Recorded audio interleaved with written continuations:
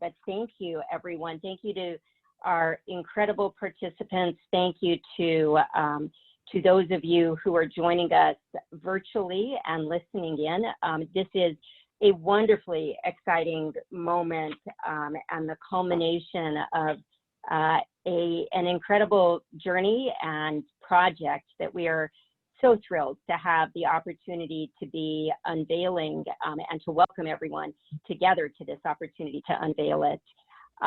We appreciate the efforts by all of our partners in bringing this project together. When we announced it around about a year ago and expected on this date that we had set to be together in Philadelphia to see the culmination of the work, never could we have imagined a year or in particular these last few months of that year that we've had. It certainly wasn't the experience that we had expected for our artists in residence, but somehow, thanks to the DA's office and Mural Arts and our incredible artists in residence, it worked. And we are just so thrilled with how it worked, despite the bumps along the road and the curveball that came at it. I'm going to say a few words introductory, and then I'm going to turn it over to Helena, and then as we move along, Jane Golden's going to moderate us through a bit of a conversation.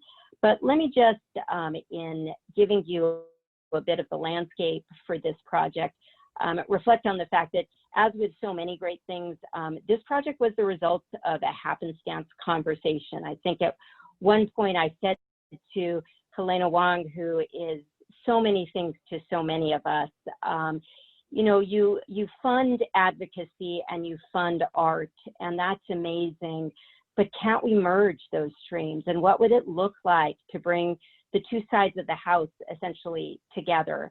And as with so much that she does, Helena didn't simply say, you know, sure, but she ran with it and opened up the doorway to those opportunities. She knew that the way we move change is by merging those two. And this conversation birthed the Artist in Residence project. And it birthed the partnership with Mural Arts, who we are so thrilled to have worked with, and with a willing, I will do anything, try anything DA, whose office was game to go along for the ride. But these ideas never happen without the support and the fuel to make them happen and the resources. And that is where Agnes Gund and the Art for Justice Fund came in. And we could not be more grateful for that. So what is the Artist in Residence concept? What were we thinking about? I think in many ways, the idea was both simple and revolutionary. It was to recognize the impact of embedding an artist in, of all places, a prosecutor's office. And it was built on two pillars of understanding. One is that proximity comes understanding. Proximity brings understanding, and there's no substitute for proximity. And second, and this is so much of the pillar of Art for Justice, the second pillar was recognizing that through art comes change. Art can change hearts and minds, art can change perspectives, art can change communities. And art can unsettle the status quo. And this is a moment, if ever we had one, where we need this status quo to be unsettled. We need it to change. But none of it would have come about without the right artist in residence. We needed someone with talent, but that was just the starting point. We needed someone who got the vision. We needed someone who had lived the vision. We needed someone who had the passion and the commitment to want to change the criminal justice system. And we were so fortunate and knew the minute he was came forward in the process that we had found the right person. When James Yaya Hough came into the mix, he quickly emerged as the perfect artist in residence. And I don't think we had anyone who came close to that. And I know Jane is going to talk about Yaya more, but I want to just reflect before I turn it over to Helena on something that I saw in looking at so many of the materials, including the wonderful video that was put together by a number of the folks that Jane and Mural Arts connected with, which was a friend of James and someone who also knew him from spending time together behind bars with him, who reflected on the fact that James, when he found that inner drive and used that talent that he is so fortunate to have to start creating portraits of those behind bars and sending them out to their family and loved ones.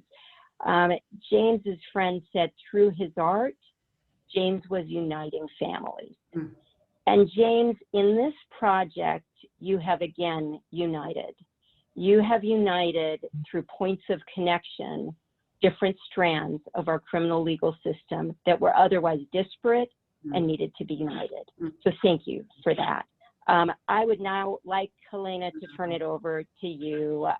You are a force of nature, and we so admire and have affection for you and all that you do. And I'd love to turn it over to you and have you share a few thoughts. And then if Agnes is able, introduce her. And if not, we'll simply acknowledge her and turn it over, Jane, to you. That sounds right. Miriam, thank you so much for those kind words. And we all know you are a force of nature, so back at you. Congratulations to everybody here for pulling together this gathering, this celebration. I have some sense of what it takes to do that, given unprecedented times. And I know, Miriam, you and your colleagues are just coming off of a 2-day, when I'm sure is a very full and productive gathering. So just appreciate everybody being here for this extraordinary celebration. And to say that as somebody, as the project director of the Art for Justice Fund, and I do hope you'll get to hear directly from our dear Agnes Gunn herself, but really, we are a time-limited catalytic fund that has been working just the last 3 years, really, with Agnes's leadership and vision. And I think, Miriam, you spoke to you and Jane coming together and kind of having this epiphany about what you can do together. And I will say that that's probably exactly what Agnes was holding dear when she decided to sell her prize Liechtenstein and create the Art for Justice Fund in 2017. Just recognizing that the moment was right. There was already this kind of growing hunger for new solutions to our criminal legal system, which was serving no one at great cost to everyone.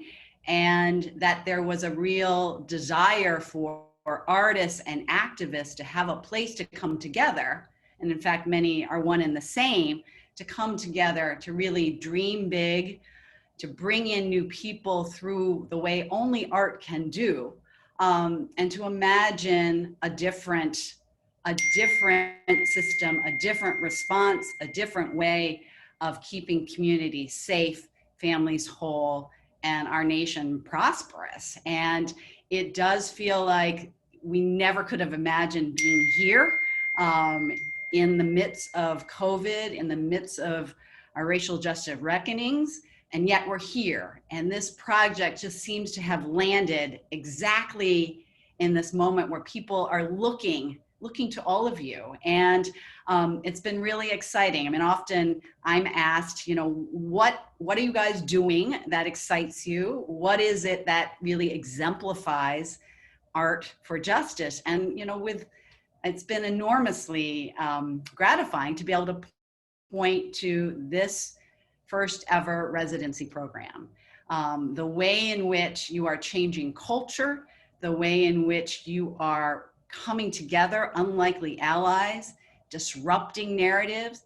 You know, I get to talk about James as the artist, teacher, and mentor that I have come to know him to be. And, you know, in fact, was introduced to him through his colleagues who said, you know, for the first ever, this is our candidate. And so, you know, Mural Arts with Fair and Just Prosecution in the DA's office of Larry Krasner, James, Hough, all coming together. I mean, it is such a compelling story that really not only disrupts our old and dated harmful narratives, but just opens up a possibility of what is possible. And again, I think we're, as a nation, just so hungering for that. And the manifestations are those incredible portraits, James. I mean, they're gorgeous and they just bring people in. And so we are enormously proud to play some small role behind the scenes in supporting you all. And I will say that it has been informing our thinking about, you know, replication, about creating other capacities so that artists can have the support that they need to be able to sustain work in public agencies or in political campaigns. And so all of this is like, we're learning from you, and we're going to continue to evolve as a fund. And I'll look forward to being able to say more, maybe at the back end, but the timing is perfect. Agnes, your timing is perfect. We've just been joined by Agnes Gunn, really the visionary behind Art for Justice and the one who has enabled so many positive, hopeful, inspirational things to happen. Agnes, I'd love to introduce you now. And I know you have a little bit of good news to share with this group. What good news?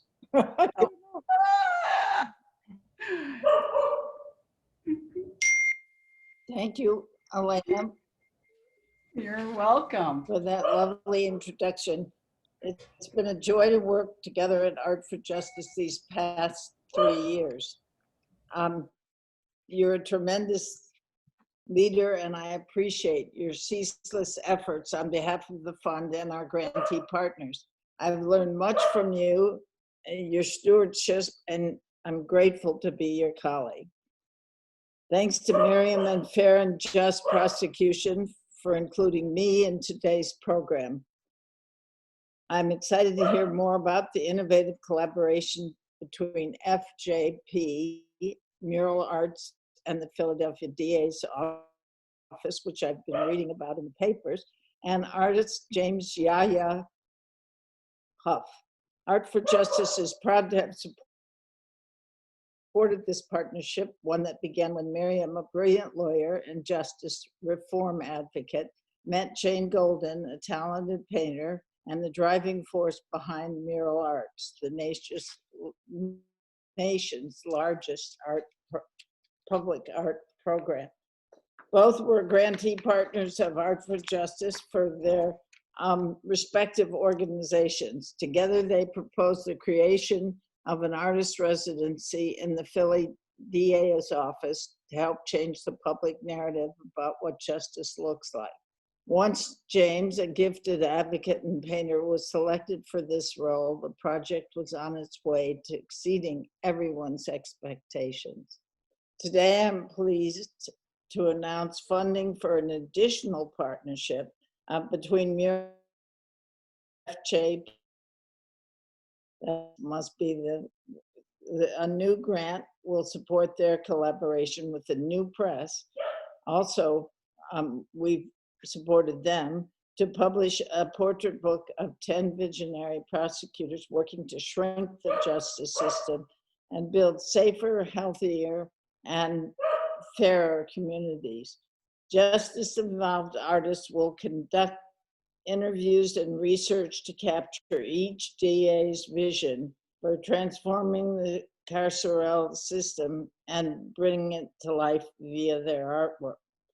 James has agreed to curate and contribute to this project. We know art can spark understanding and awareness where traditional methods of engagement fall short. I'm confident this book will help lift up the human and community impact of the inequities of our current justice system and spark support for progressive reforms. To all these partners we see and appreciate you, thank you. Thank you, James, especially. Thanks a lot. Now, I should mute mine. Whoops, didn't help. Did I? Okay, thank you. I want to thank this such great news. Thank you. Oh, it's like I hear you sing. I'm like, oh my God. I like want to jump up and down. Agnes Gunn, Helena, Art for Justice. You're such visionary funders. And in a world where this is like everybody out there listening, this is unusual, rare, and needed in today's world. So I just have to thank you from the very bottom of my heart and our hearts here. Thank you. And Miriam, to you, what an honor it's been to work with you. What an awesome organization. Fair and Just Prosecution. As an artist who wanted to be a lawyer, thank you. And another time I might have been working for you, maybe, if you would have hired me. And DA Krasner, a change agent in our city, Philly. Oh, change comes slowly in Philly. So it's extraordinary. And James Hough. So now it's my job to introduce James. So I wanted to just say, first, I entered into this evening with much gratitude. And James, thank you.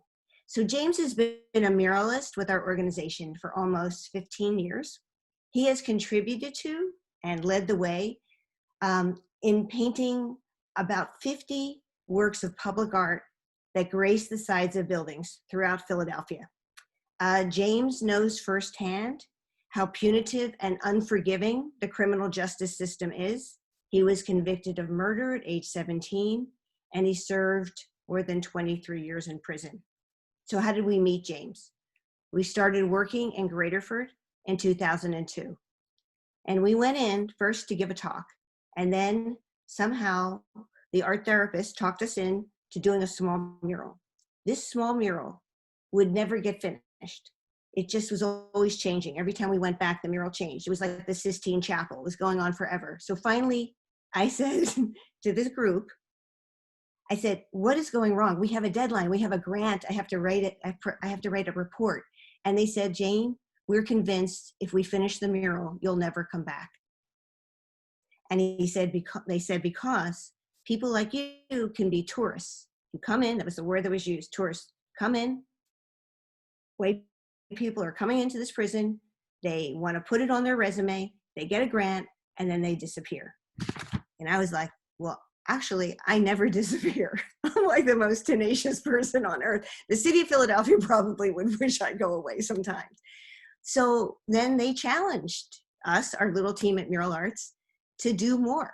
And what are we going to do? So we said, okay, we'll do more. We'll figure this out. And then, being the ambitious group that they were, they said, we want to do outdoor murals. So I was like, well, you're all lifers. So that seems over my pay grade to figure that out. And then they said smartly, you work on parachute cloth? We could do them inside and take them out. And we were like, yes. And over the years, this group became a think tank. We brought in policymakers, mayors, city council people. The president of the Ford Foundation came in, people from all over the world. And James was consistently source of wisdom, insight, talent, and an extraordinary mentor. And I use that word very seriously. And what I want you to understand about James and his colleagues in that class, that there was great mutuality. We came in thinking we were going to give something. What we got in return was 100-fold. They have enriched and changed the trajectory of mural arts in ways I can't even list. They impacted our art education program, our behavioral health work, our community development work in every single way possible. James and his colleagues made us a better, stronger, more empathic program. And I can never stop thanking him and all the other men in that class at Graterford. And I want to say we are long distance runners in that space. And if it were not for COVID, we would be there now, continuing our work. So James, I just want to thank you for all you do and how you bring your experience into the art that you create. James competed for this position. He was by far the best person for this job. And so, and Miriam, this project was so amazing to us because we believe deeply that artists are agents of change, that they can speak about things and make it palatable in ways other people can't. And that when it comes to intractable issues that people give up on and it becomes sort of amorphous and they want to turn their backs, that we have to hold on to innovation and creativity to crack the code because our traditional interventions fail us. And putting an artist in a system, city system, or a department like the DA's office can be transformative. And also, through James's paintings, what he reminds us is he was able to shine a light on our distinctions and underscore our commonality and, more important, our humanity. This project is so unique, not only because James brought his artistry and genius to it, but it is the first time it's being done in a DA's office anywhere. Now tonight you're going to hear from a wonderful panelists. They're going to talk about what worked. They're going to talk about the challenges, not the least of which was a pandemic, but they're going to talk about this collaboration that resulted in a unique understanding of the criminal justice system through the lens of an artist. But first, we're going to see a short video.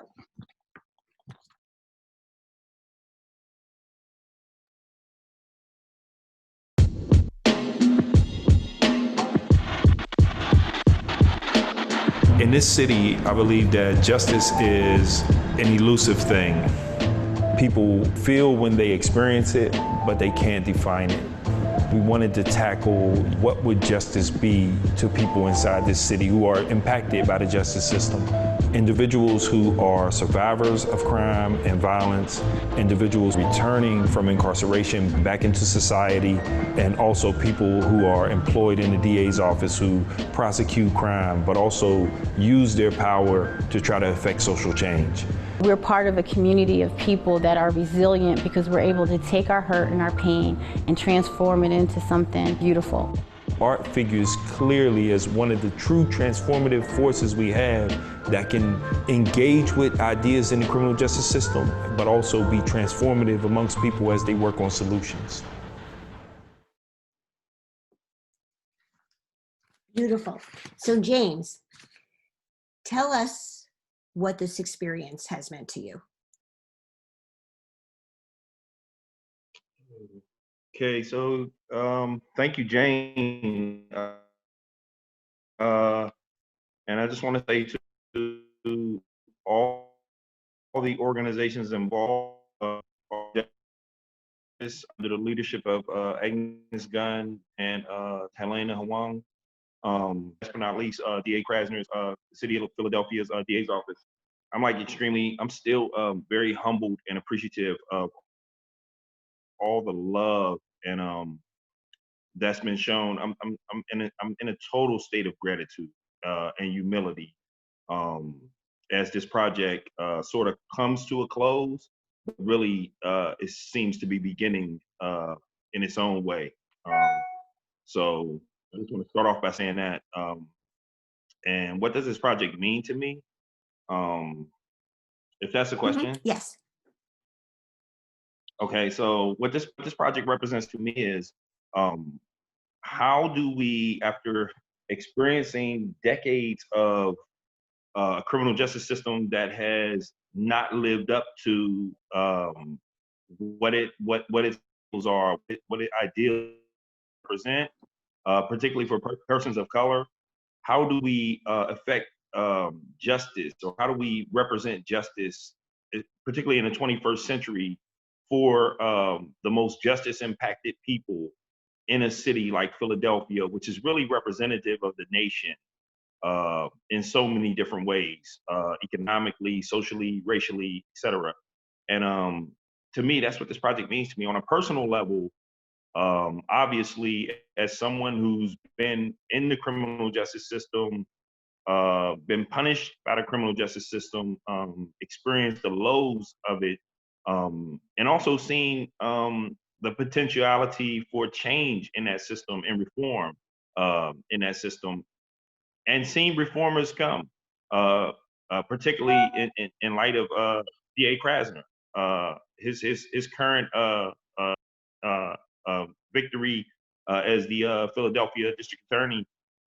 Seeing bright reformers come and affect change on a personal level, that's inspiring. We just need more of that, you know. So on a personal level, this residency represents to me the beginning of a new way of solving some very old problems. And I'm hopeful that, you know, others who are supportive of reform will sort of see this as a loss about how we reform our criminal justice system and make a more equitable system, a fairer system. Thank you. And to DA Krasner, you know, this project could not have happened without you. And it's really interesting because I've heard you talk about our work, and I'm always really just sort of thrilled and inspired at how you get it. You get the social power of art. I'm just like, wow, like, oh my goodness, I'm gonna follow him everywhere. So that's so meaningful. So, and you're clearly, you may not identify as an artist, but you're extraordinarily creative, and that creativity comes out all the time. So why was it important for you to be involved in this? Could you talk about that? Like what, I mean, you're a lawyer, you're a prosecutor, you're running this huge, huge office. So why did you say yes? What did it mean to you? Boy, that's giving me way too much credit. So why did I say yes? You know, part of what I did during my career as a criminal defense attorney is I spent a lot of time defending activists, organizers, and protesters for free. It was a remarkably bad business plan, but it was actually something I really loved doing. And as part of my defense of people who were working to try to, for example, get research funding for HIV/AIDS, or who were working with Black Lives Matter. Part of what I did is I studied the history of movements. You cannot study the history of successful movements without studying the history of their connection to art and their connection to popular culture. You cannot look at what Martin Luther King did and not see that on the stage with him is Mahalia Jackson, you know, a truly great gospel singer and a great singer. There's Harry Belafonte. That, you know, you can't see that. You can't understand the history of what happened with Blacks in the United States without knowing something about Jackie Robinson, right? When we're talking about cultural change and cultural shifts, it's not just elected people who think they're fancy. That's not how culture changes. Culture changes when all of us are mixing together. Artists have a unique capacity to communicate, and to communicate in some ways that are not obvious. You know, they're not 100% literal. You know, I'll just give you an example. It's always a scary thing when a lawyer talks about art, but let me give you an example. So, you know, James Hough is someone who we knew from the very beginning, was a fabulous artist. And the kind of art I was looking at when I gave my input on the selection was very different than what this is. It was what I would call collage art, which of course is not the right term. But one of the things that James Hough did is he would take pieces of photographs, pieces from media, things like that, put them together in this really fascinating art. So when he comes in with this project, and there were a lot of ideas that were thrown around early, I was surprised that it was a bunch of portraits. You know, I realized the pandemic became an interesting challenge for all of us, but the more I looked at it, the more I saw this amazing thing, which is you have essentially the same format in these portraits for a group of people who are victims and basically powerless, for a group of people who are defendants and basically powerless, and then for prosecutors who maybe have too much power, right? But they are all represented in their humanity and their similarity and the things that they have in common with this common format to how their portraits are presented. I mean, I had to think for a while about it, but that kind of thing, whether you're conscious of it or not, that's the kind of thing artists know how to do. That's the kind of unity they know how to bring and the kind of division they know how to overcome. You let a bunch of lawyers try to do that, they'll make a mess of it. But you get artists into it, and of all types, and you're going to see something very different. So I don't want to go on and on. The truth is I could talk for an hour about this, but I was thrilled to do this. I am the one who did, without question, the least amount of work. You know, we did have to think about it, and I will say this for those folks who are on this call who are prosecutors or are thinking of being involved at the governmental level, you do have to think about a couple things. We knew that James Hough was a great artist. That was not the question. But we did have to think about a couple things. Number one, well, not number one. One of the things we thought about is, was he prosecuted in our jurisdiction? And he wasn't, which in some way helped, okay? Just made it a little bit simpler. Is he someone who has embraced, accepted, and admitted what he did wrong? Well, he is. And he's been really clear about that. And that's very unifying for a lot of people when they hear this is going on. Number three, is it tax money? You know, especially is it tax money with budget constraints in troubled times? And it was not, right? So it became, when you get past some of those little things, you start to see that the haters in the press and the haters in the public are going to have less to hang on to. And then maybe they'll just look at the product and maybe they'll feel what it brings. It always helps when you start with someone who, you know, is just flat out a great artist. That's a darn good start. And we did. It always helps when you have someone like Jane Golden and Mural Arts, which is iconic in the city and internationally for public art.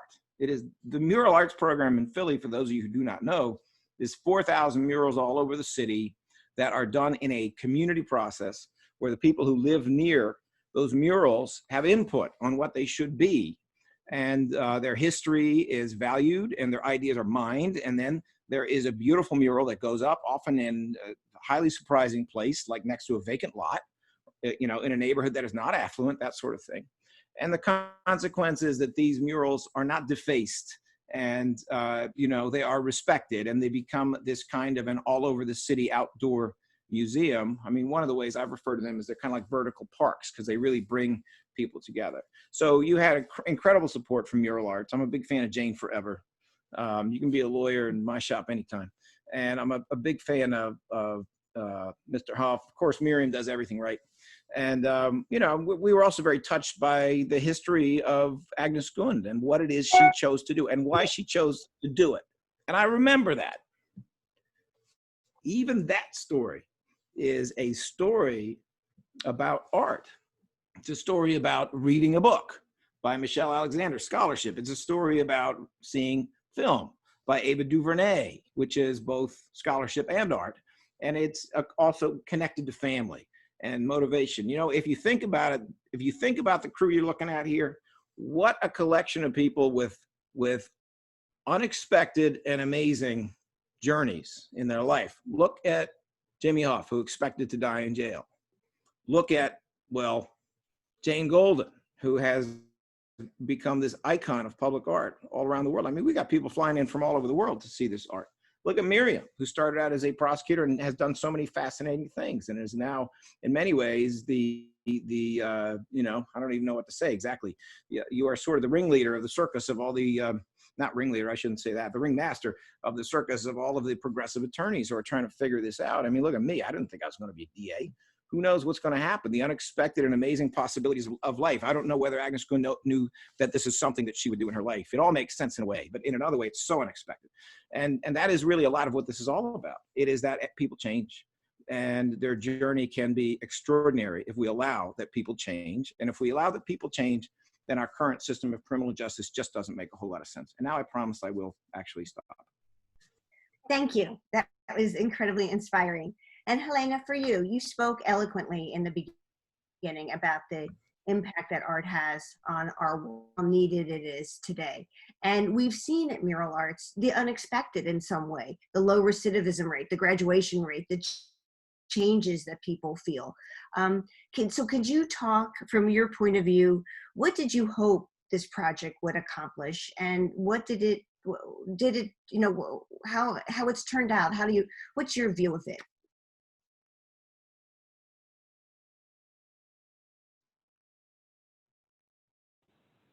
Helena, I think you're on mute. Oh, so sorry. I was saying, I think it's, as Agnes said, that this project for us has already exceeded our expectations. I mean, we love the idea of unlikely allies coming together and really creating a position for James in Larry Krasner's office. And we were eager to see what was produced, not knowing what would be produced. And again, you know, these portraits are extraordinary. And I think going on and doing a book with the new press, I mean, again, it's just an extension. So I think it really was just as you guys have put it together. And I think the narrative, the stories, the individual stories, and then the larger collective story, I think the proof is in the way in which people are coming to you, and PBS NewsHour wants to do a profile, right? So there's great excitement in the possibilities here. And I think for us, you know, it's, again, it has been influencing our thinking about how can we help to seed more work? How can it happen at a greater scale? Agnes is always interested in scale and sustainability. I mean, we are a time-limited fund, but how do we kind of think about your pioneering work and think about how it can be sustained, you know, after our fund is sunset? How do we get more people, more investors to be contributing? I think, you know, our theory of change at Art for Justice, we really do believe artists, activists, and allied donors, you know, are a powerful three-legged stool, and lots of things are possible. And so how do we build on what you've already created and see it continue to grow and That's grow? great, and we're ready. Oh, thank you. So, and I just want to say that even in this just a short time the portraits have been up, the amount of texts and emails and calls that I've gotten, people really curious and thinking about it and thinking about criminal justice reform in ways they told me they hadn't considered before. And that's exactly what we want to hear, because that's in part how change happens. So James, can you talk a little more in depth about the portraits that you've created, and can you walk us through a few of them and tell us what they reflect and mean to you? Absolutely. Wow. Absolutely. So if you can you hear me? Yes. Okay, thank you. So the portraits are by scale, they are you know, on a smaller side portraits, very intimate and very direct examples of portraiture. They're executed in acrylic paint, and you know, they're essentially shots of the portrait subjects looking directly at the viewer, and that's intentional. That's designed to create empathy and connection between the viewer, the portrait subject, myself, the artist, and you know, just anyone who is sort of in the space of the work. And that to me was like the linchpin of this project. You know, we can't have justice without empathy. We can't have justice without connection. You know, so to me, those are like very important sort of artistic sort of moods or modes that I wanted to like, or themes that I wanted to like keep inside the work, even though it's portraiture and it can be pretty straightforward sometimes. I did want to make sure that, you know, my subjects were empathetic. Now, just in specific, this particular portrait is of Michael Smokey Wilson, who is a formerly incarcerated juvenile lifer. And he served approximately 46 years of his life behind bars for a murder in which he was convicted in the city of Philadelphia. And after many conversations with this gentleman, who I consider a personal friend, he has transformed his life from a gang member in North Philadelphia to now a community activist and leader in the city when it comes to matters of anti-violence and communal change. He's an inspiration to me. My hope was that the city could learn more about one of his native sons, and now who is a native elder, and who is really a powerful agent of change inside the city, inside his community, at Beckett Homes in the Beckett Life Center, in a section of North Philadelphia. So, you know, Michael has a powerful presence, as anyone who's ever met him knows. Smokey is a force unto himself. And I think that through, people learning more about him and what he's attempting to do with the rest of his life, which is to prevent young people from taking the same choices or and taking those choices, those mistakes, and essentially ending their lives in prison, to take that pain and trauma and transform it into something powerful and create change in a city that is very positive. So, it's been an honor to paint a returning citizen like Michael, my friend Smokey Wilson. I believe he would say the same. So, again, this gentleman, Mr. Stanley Crawford, community activist, leader in his community, was touched deeply by crime and violence in a most intimate way, with his son being murdered, being taken from him by violence in the city. All too often, too many people in this city are experiencing gun violence, as well as across the nation, particularly in our communities of color, Black and Latino people. Are often the victims of these shootings and senseless killings. And, Mr. Crawford became one of the ranks members of that tragic group of people who've had to endure the loss of their loved ones at the hands of persons who undeservedly commit these acts, in sometimes most brutal fashion. So, in my discussions and interviews with Mr. Crawford, I was so impressed and taken by, his deep sense of pain, but pain that was transformative. Again, a person who was a survivor of crime and violence and trauma through the act of his son being murdered, but took that pain and trauma and turned it into community change and it only made his voice louder, and as a trumpet for justice. So, to me, I've been inspired and continuously impressed by the strength and force of his character. And in painting his portrait, it was my hope and dream that he'd be highlighted, he'd be given the platform to communicate his message, to communicate a message of peace, forgiveness, but also justice to the city of Philadelphia, which he loves deeply. And so that was my hope. And in his portrait, he's not necessarily looking directly at the viewer, but I believe that in the action of his speaking, because using his voice, is his method of empowering himself and others, to fight against a lot of this senseless violence. And so to capture him in that action was my chief goal. And hopefully that's been executed. I feel like his portrait is a powerful one in that light. As a footnote, just to Mr. Crawford's story, his son's killer is currently being prosecuted.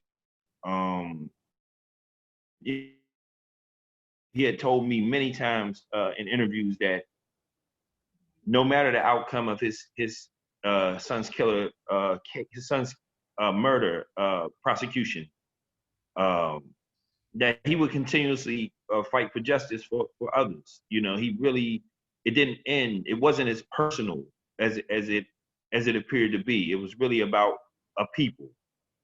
So it wasn't a moment in his life. It was a moment that became a movement for him about justice in his city and in his country. And I was just blown away by that. So I can't say enough about Mr. Crawford, Mr. Stanley Crawford.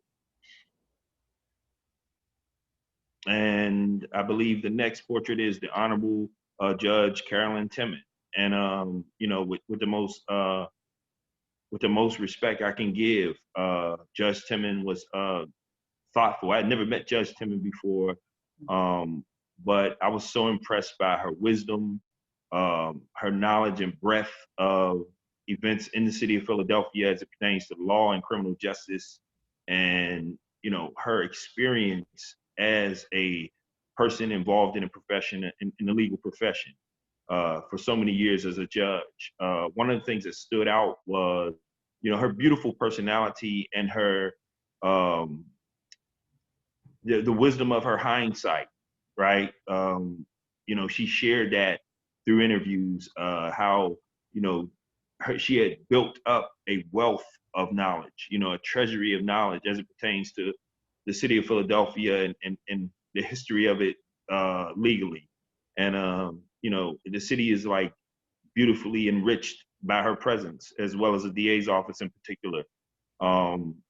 One of the things that happened during this residency, which I believe is, the product of this residency, one of the returning citizens was a defendant that was sentenced by the Honorable Judge Timmon while she was on a bench. And that was our returning citizen portrait subject, Donnell Drinks, who is a juvenile lifer and formerly incarcerated.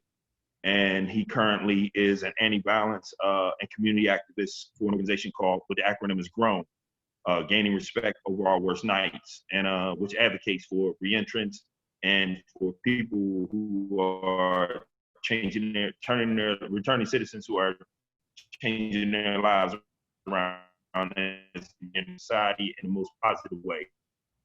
Judge Timmon was Mr. Drink's sentence in that case. It was beautiful for her to experience and see in real time, the transformation of someone who had at one time, been prosecuted for an act which put them in prison for the rest of their lives, and then to see that person on the other end of the system, and to be really proud of that person's transformation and development, and to me, that essentially represents what we want to get to as in the reform of this justice system.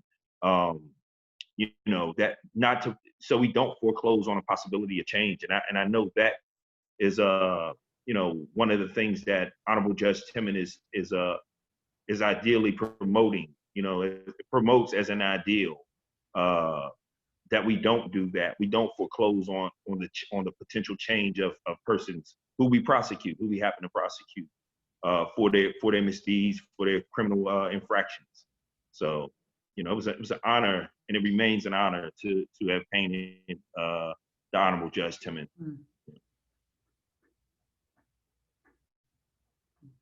Thank you, James. That's wonderful. So just so people know, there are paintings throughout the city of Philadelphia. You can go to our website and find out where there are tours. And we have postcard prints that we're mailing to every city official, dropping them off at the DA's office. And we're going to send them out to Phoenix, SCI Phoenix. So people there have them as well. So we're really excited about that. So Miriam, I have a question for you.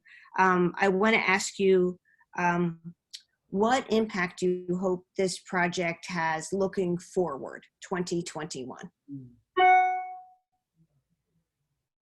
So we are thrilled that there will be an opportunity for a 2021 chapter, and that is really thanks to Agnes's ongoing generosity and the support of Helena and her colleagues at the Art for Justice Fund. We have, listening to this wonderful unveiling of the work, and I'm seeing them on the attendees list, DAs from Texas to Hawaii to Michigan to Portland, Oregon, and places in between. And they are quite jealous of DA Krasner and his opportunity to have had this wonderful connection to James.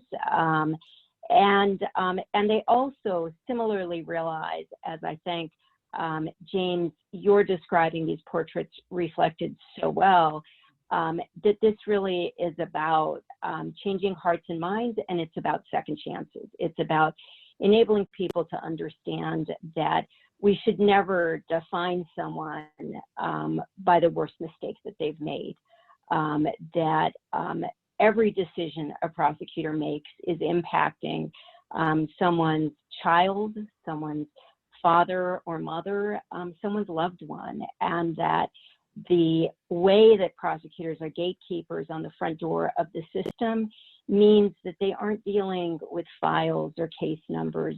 They're dealing with people. They're dealing with people who have been victimized, and they're dealing with people who have been victimized by the justice system as well. And so our hope is that, A, there will be others who will be inspired and say, I don't need necessarily the resources, let me embed an artist in residence in my office. And simply from announcing this project a year ago, there were a couple of elected prosecutors we work with, and I know, Jane, you're nodding because we put some of them in touch with you, who said, I too want to do this. Would Mural Arts kind of supervise an artist, or what could it look like? But with the support that we've been given, we now have the opportunity for 10 more electeds to have a portrait done. And it might be that it'll look like them, or it might be that it'll look like what their concept of justice is, or what they represent in the larger criminal legal system.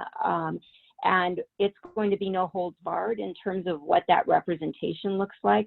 And we will have the wonderful ability with James supervising and curating and doing some of the portraits himself, to have his continued involvement and wonderful talent engaged, but also to have these representations then reflected in a book that will describe, as Larry puts it so well, not this moment in prosecution, but this movement in prosecution, where the field is changing, where we are seeing a new normal come about with prosecutors who share Larry's view of the starting point. And we will also be looking for these portraits to reside in their offices, with the view being that whereas in past decades, sometimes what you see when you walk into a prosecutor's office are trophy photos, booking photos, or arrest photos, or other things that are the last image that we should be portraying. And instead, we want a different visual. We want something that people can see that will have been done by the talented artists who will be returning citizens and who will reflect those second chances through what they do and through what they live. So that's what we're looking for the national impact moving forward. Thank you. And now we are going to open it up to questions.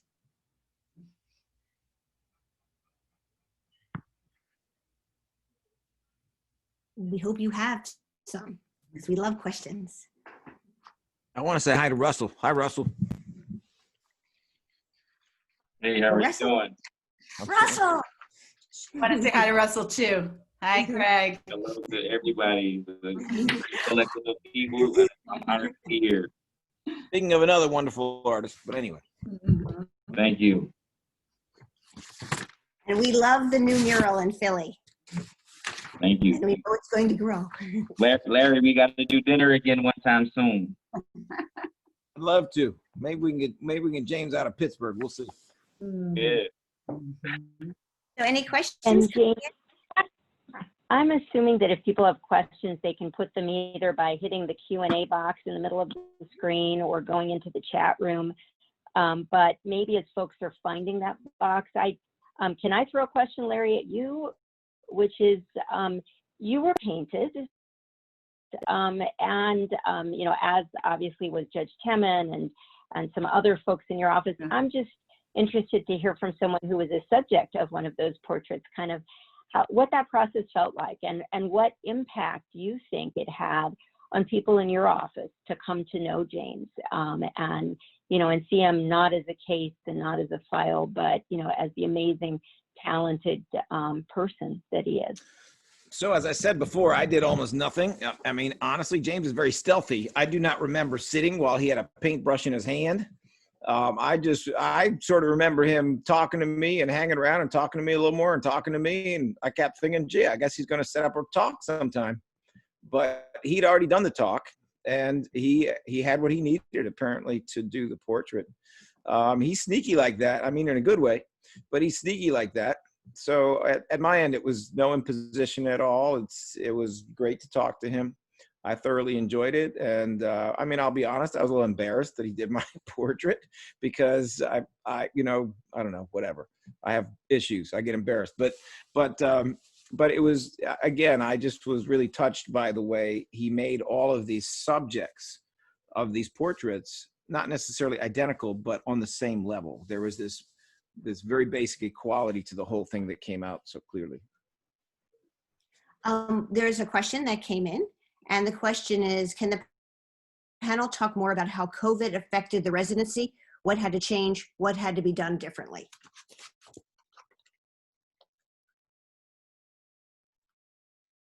So I can speak to that directly as someone who is in the center of the residency. Yeah, COVID 100% impacted every aspect of the residency. Everything from transportation across the state, everything from my ability to engage with portrait subjects, as Larry spoke to. It challenged me to rely more on reference, more on conversation or interview, to be a little more, as he put it, as Larry put it, a little more stealthy in acquiring ways to paint my subjects and try to do that faithfully.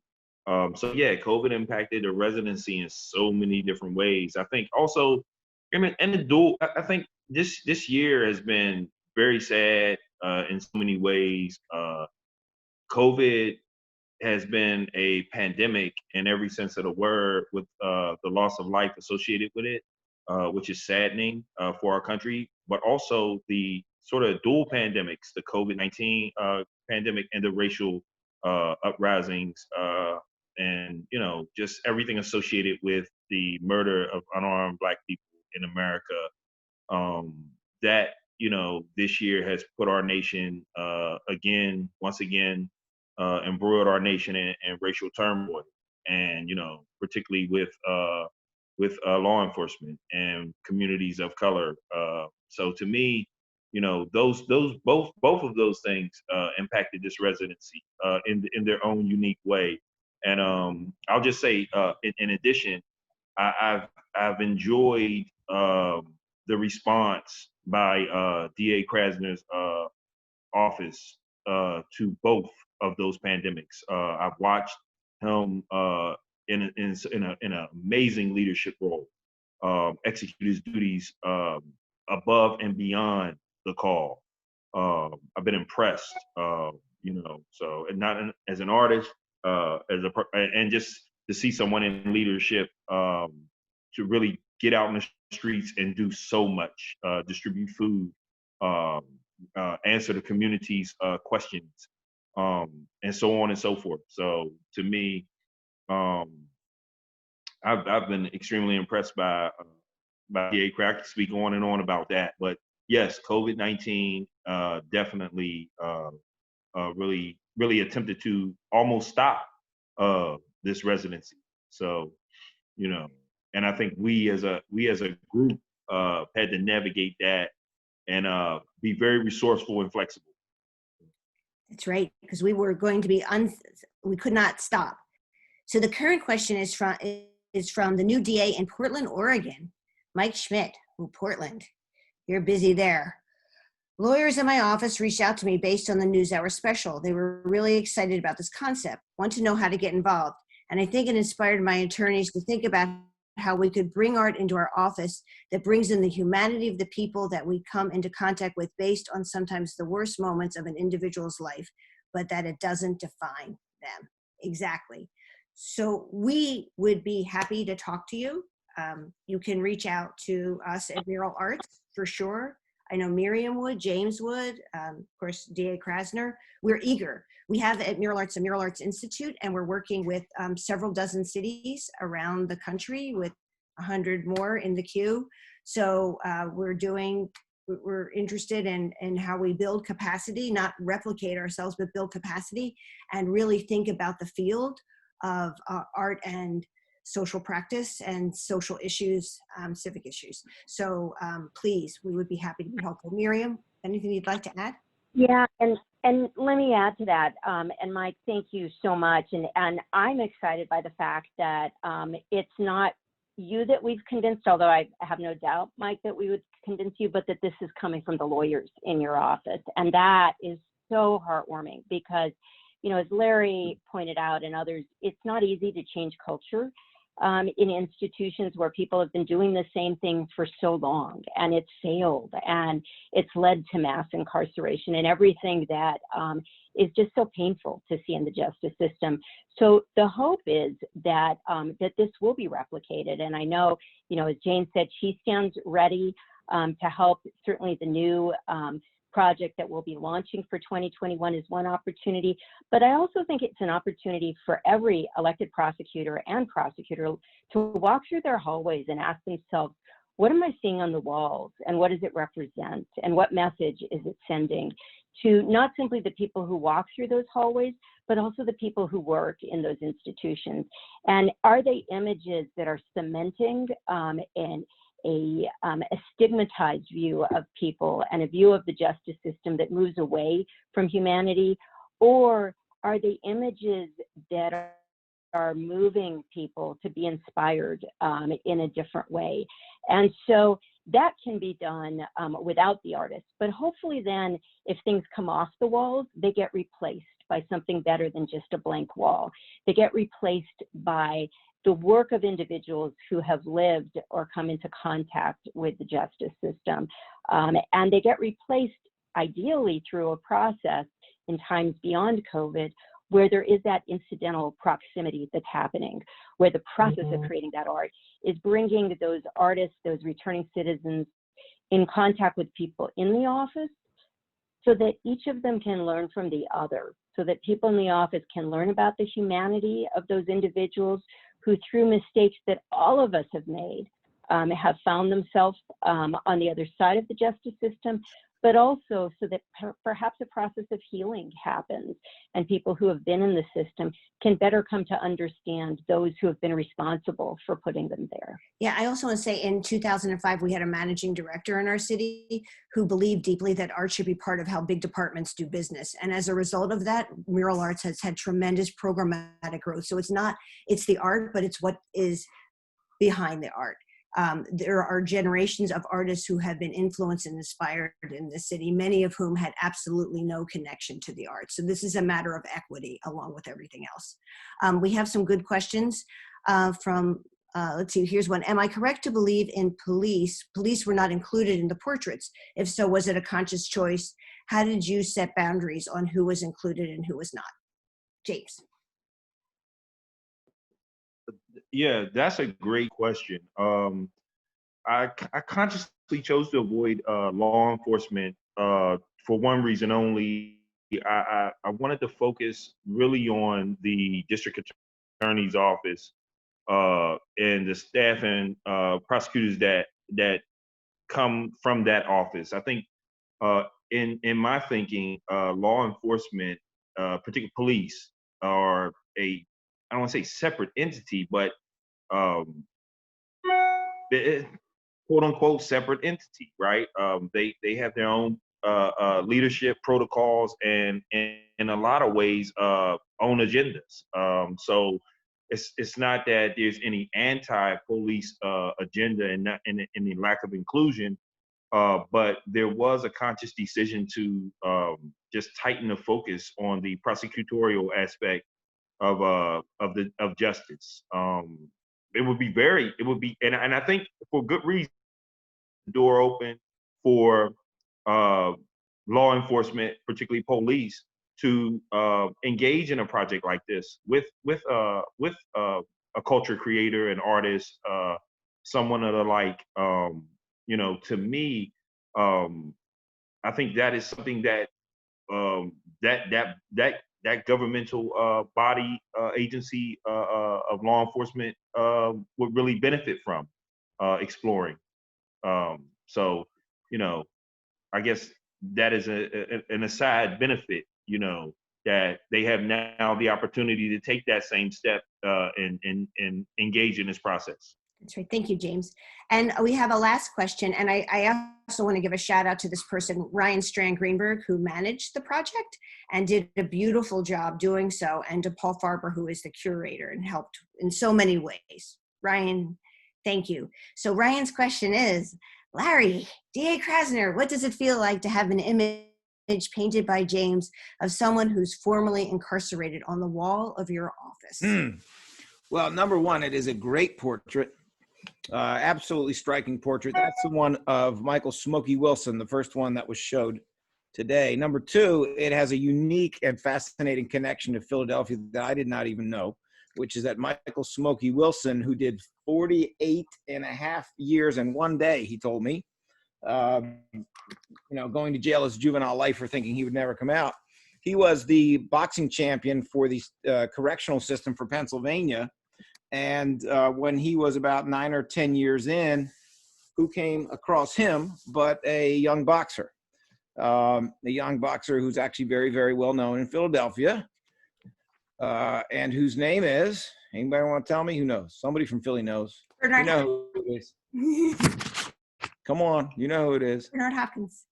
Yes, Bernard, the executioner, or as I call him, the only executioner I like, Hopkins Jr.